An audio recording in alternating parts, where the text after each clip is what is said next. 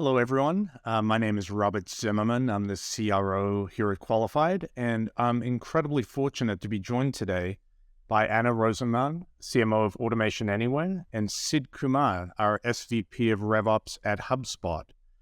And when we did our first pipeline summit in the fall, one of the sessions that our attendees loved the most was getting a look into how other teams are managing their internal alignment and between their sales and marketing organizations. It's a topic that has 1,000 facets to it, but today we're diving into the alignment strategies that really help make a difference. So with that, Sid, I was hoping to start with you. I think anytime you get marketing and sales leaders at the same table, the topic of alignment is bound to come up. It's a tough thing to get right. I'd love to hear from each of you how alignment across revenue teams is prioritized within your organization. Why is it important, and what kind of impact does it have? So Sid, over to you. Would love to hear. Sure. Thanks for having me and Anna on the show. Really excited for this conversation. You said it. It's a hot topic because it's really important to get right. And the way I really think about it is if you have a clear view of what your customer journey looks like and what those different engagement points are for your company and your customers and prospects, the alignment becomes a lot easier. And you start thinking about alignment as a horizontal as opposed to a functional silo type of approach. You're always going to have functions like marketing and sales and customer success. But once you have clarity around working backwards from how do your customers want to engage with you, how do your prospects want to engage with you, mapping that out, and then looking at who does what and when from a functional standpoint, and then getting very clear on roles and responsibilities on those different touch points within, we call it attract, engage, and delight. We call it a flywheel and HubSpot. It's a closed loop, and different functions and different sub-teams interact and engage at different points of that customer journey. But everybody has clarity around what are the North Stars on, are our customers getting the experience we want them to get at these different touch points? And how do we know we're actually delivering on it between those North Stars and different leading indicators? And I think the reason why it's important is it should feel like one customer experience and one brand experience to the customer or prospect, not a number of different handoffs or baton passes along that journey. So that's why it's important. That's how we solve for it here. I love that idea about that North Star. Anna, As you think about your role at Automation Anywhere, do you have a similar type of concept with that North Star, or how do you think about this? Yeah, I think you're right. It all has to be around the customer, but I'm almost thinking about alignment from what goes on behind the scenes. And the economy has been absolutely crazy. Our customers are all struggling, right? And we're all trying to figure out how do we create value for our customers in new and different ways. So as much as a marketer, I would love to have a plan and just execute it. What we're finding is that we have to come back to the table more frequently than we have in the past now, and just realign, where's the business at? What do we need to be doing? How do we pivot really quickly? So for us, alignment is not a point in time. Similar to you, Sid, it's this never-ending journey, which it should be for every company of, what is the ICP? Who is sales going after? What is the go-to-market motion? And how do we in marketing support that? Where is product building for 6, 12, 18 months out to make sure that we've all got our arrows pointed in the same direction? I just think it's so important. And what we found is that there's different, types of alignment that we go through in the company. There's, before the fiscal year, which is, let's figure out our ICP. And then as you're going through the year, every quarter, every month, there's, the plan for the next quarter and the biweekly or monthly check-ins about how's our pipeline looking? Do we need more? Do we need to focus on maturation? So I don't know, alignment, it should almost be a verb rather than a noun. It's like the act of aligning across revenue teams. Super important. I love the way that you're thinking about that, Anna. And sticking with you, you're both working with some larger employee bases. how do you scale those alignment initiatives when you've got hundreds or maybe even thousands of employees to align? Right. Well, I'll jump in, Sid, if you don't mind. Sure. At Automation Anywhere, we have embraced an annual planning process. I think that this audience will be familiar with the Salesforce V2 MOM. So it's a little bit of the V2 MOM and it's a little bit of commitment-based management. We merged them together into what is a V2 OKR. We created our own. And getting that right is really important for the company. We get it right at the beginning of the year. It is a living document. And then we go across our teams so that everyone ends up with their own individual V2 OKR. I think that's really important for getting everyone aligned to what's the big goal. Where do we want to end up at the end of the year? And then it's really about constant communication. The company all hands, the team-wide all hands, those ongoing meetings and pipeline councils. We invest a lot of time in making sure that the communication is going from, the CEO down to that individual person with their feet on the ground as they're talking to their customer. It's work though. You have to invest in it. If you don't, you're going to have disconnect for sure. Sid, what about at HubSpot? How do you find creating alignment and scaling alignment? How does that work? Yeah, very much aligned with the way Anna was talking about it. I would say I would break it out into strategic alignment, which follows a very similar, we go from a company top-down planning process to then look at what does our flywheel objectives look like, which is our go-to-market organization. And then we get into marketing, sales, customer success, and revenue. So there's really a tight linkage between what are we doing on the ground at each function and how does that ladder back up to the company's strategic objectives over the next couple of years. And we do that annually, and we go revisit that every quarter. Just, as Anna pointed out, the market's changing pretty dynamically right now, and I think agility is key, and being able to go retest and revisit those assumptions. And then from a day-to-day execution standpoint, it really is that customer journey that we anchor around. We call it the customer-centric operating model, and that is what we use to run the business, from a day-to-day perspective and from a week-on-week perspective to go look at how we're doing relative to our KPIs, our output metrics.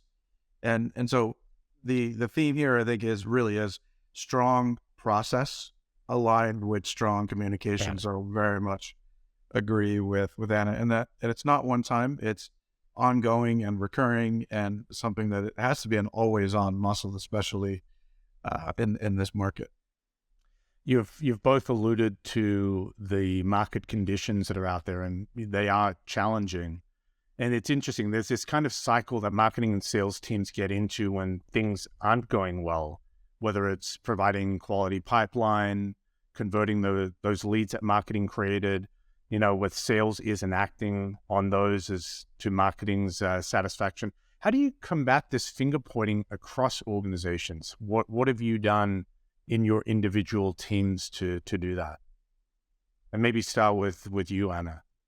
Sure. Well, we like to blame product. That's our strategy. Just kidding.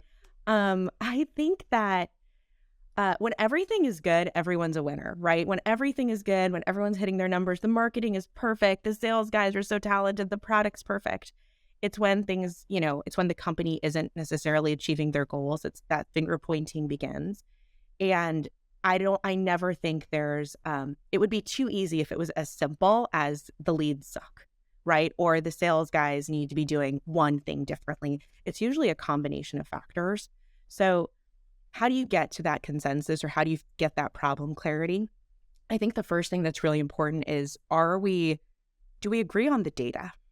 And I know that I've been in situations where there's the marketing view of the data and the sales view of the data, and they don't necessarily align, and you end up getting into meetings where you're reviewing, you're having conversations, and it becomes a fight about attribution rather than, let's figure out where the problem is. So as quickly as you can get all of your data into a single place, whether that's everyone's looking at the same Salesforce dashboard or Tableau dashboard or whatever tool you've got, I think that, or HubSpot, whatever you're using, I think that becomes really important Do we have that single view of the data? And then relationships matter, I think.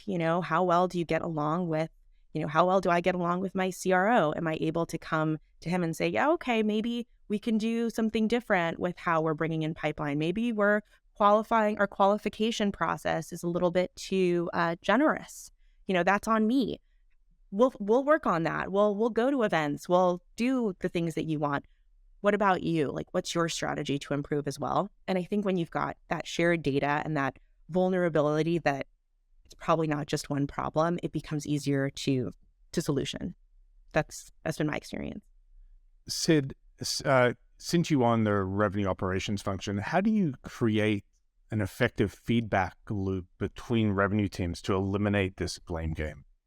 Yeah, I mean, plus one to everything Anna just said on data and a single version of the truth. I mean, that's just so foundational to having productive conversations. One of the things that we've done is created just a demand framework that both sales and marketing align on, and use that as a way of planning and also as a way of measuring how we're doing during the course of the year. And it creates shared accountability. It gives us a sense of, for the company to achieve its objectives, what does our demand picture need to look like? And what are the different sources from which that demand is going to come? And we plan for that as rigorously going into the year as we do on our revenue plan or our retention customer success plans. And that's become a way of just driving mutual accountability, common definitions. Because usually when sales and marketing are not on the same page, it's usually around pipeline. It's not around a brand campaign. It's not around your social media strategy is, or maybe there is, Anna. But a lot of times I see that, it's, do I have enough demand to go hit these numbers? What did I expect versus what did I get? And then how are we going to go fill that together? And I think if you look at it holistically, it then becomes more of a discussion of, we need this amount of pipeline or this number of deals for the company. We planned for it to come from these different sources. If it didn't come from those different sources in the way you expected, how are we jointly going to go fill the pie and make sure we have what it takes to achieve the numbers? So it's just it's an example of a process and a mechanism that we use. It's like a demand council type of approach. I really like that idea. And I think, Anna, your comment about relationships matter is so critical in times like these. Now, one question that I'd love to ask you, Anna, is I'd love to hear about something that you've tried out that flat out didn't work. What did you learn from that? And how do you tell when something isn't working, and when do you know when to pull that plug? Oh my gosh. There's been so many failures. It's really hard to pick one. But I don't think anything's really been, I'm sure there have been failures that are just like, wow, that was a terrible idea. You should not have done that. None of those are coming to mind as much as when you try a strategy that really, really worked for a different segment, a different product, a different market, and you try it again, and man, it is not resonating. Like an SMB style of marketing doesn't work for the enterprise if deals take 6+ months to close. Now you need marketing that's helping to mature that pipeline, or account-based marketing, et cetera. So there's been times when, I've looked at, a broader marketing strategy and say, hey, this should work. And, it doesn't. In terms of when do you know to pull the plug, I think kind of bringing it back to the data, when you're starting to, what you're measuring looks like success, but the ultimate results for the company are not successful. So, hey, we're creating all these leads, but oh my gosh, they don't convert into stage 1, stage 2 opportunities. That's when you really have to say, okay, my data and my historical metric isn't actually panning out for the broader picture. I think that's the flag that you have to watch out for. Great.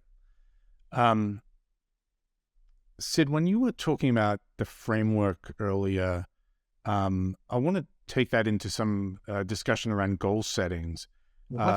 When you think about setting goals within your individual departments, how do you make sure that those goals are aligned across other cross-functional teams? What are you doing to make sure that that happens? Yeah, I think it's really breaking it into input and output metrics is the short answer on that. Like, so if you look at how does pipeline get generated at your company, right? And it might differ by segment, it might differ by geo, what role are partners playing, or e-commerce, BDRs. So you really look at the full spectrum of sources of demand, and the common objective is everybody wants to create more deals, and you want to create, larger deals with bigger ASP, and you want to create pipeline that comes from that ultimately closes, right? So I think that's what commonly brings all these teams together in the context of this framework that says this is the output we all want to generate. I think where it often falls down is you don't continue peeling that onion back or just going back to, in order for each of those line items or channels of demand to contribute what you expect them to, what needs to be true? And take a BDR example.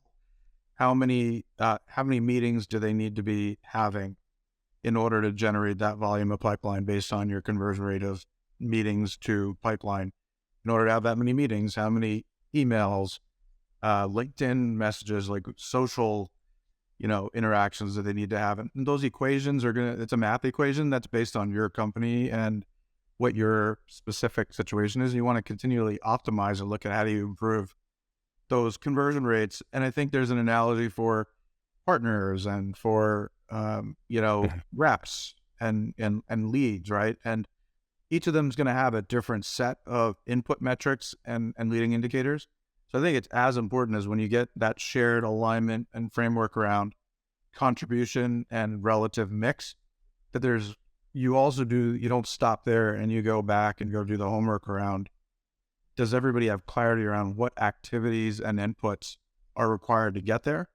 And you have as much rigor in your operating cadences, whether it's biweekly, monthly, whatever it happens to be, that you're looking at those and say, are you on the track to get to that output metric? If not, how are we going to course correct?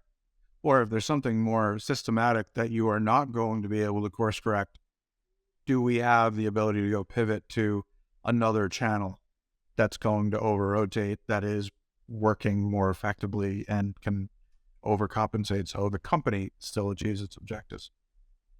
I really like that, Sid. In terms of thinking about agility, there was so many takeaways just in this session, whether we talk about the rigor around running frameworks, the internal relationships that you build within your colleagues across different groups. Alignment's such an important factor in today's company's success. It's such a big topic. And I really want to thank both you, Anna, and Sid for joining us on this session. There were some incredible nuggets that you shared, and I think there are a lot of really good takeaways as companies start thinking about how to create that alignment between their different groups. So thank you again. And onto pipeline that we can generate for marketing in our sales organizations. No coincidence that this is our pipeline summit. So appreciate that. Thank you. Thank you. Thank you.